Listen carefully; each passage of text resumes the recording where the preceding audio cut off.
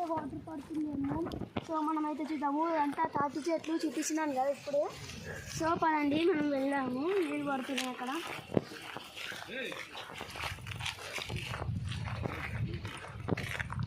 So నీళ్ళైతే పడుతున్నాయంట.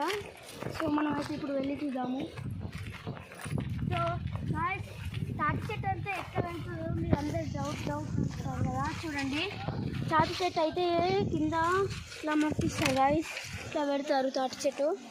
So నీళ్ళైతే చూపిస్తాను మీకు క్లియర్గా.